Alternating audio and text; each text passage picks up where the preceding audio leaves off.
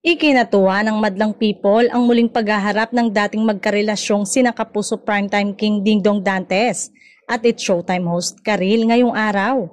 Take note, hindi sila nagkabalikan dahil may kanya-kanya na silang mga asawa pero naganap ito sa pagbisita ni na Dingdong at Charo Santos Concho para sa promotion ng pelikula nilang Only We Know.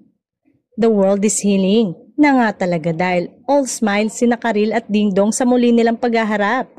Matapos ang kontrobersyal na hiwalayan nila noong 2008. Hindi ba't naging kontrobersyal pa nga ang pagngiti ni Karil sa tanong ni Boy Abunda sa kanya noon sa defunct showbiz talk show na The Buzz tungkol sa namuong relasyon nila ni Dingdong at leading lady nito na si Marimar na si Kapuso Primetime Queen Marian Rivera. At mukhang wala na ngang samaan ng loob ang dalawa kaya naman happy-happy na ang lahat.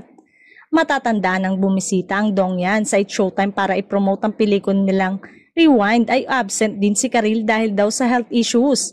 Komento ng netizen, alam naman natin na sobrang bait ni Karil at napaka-professional pa.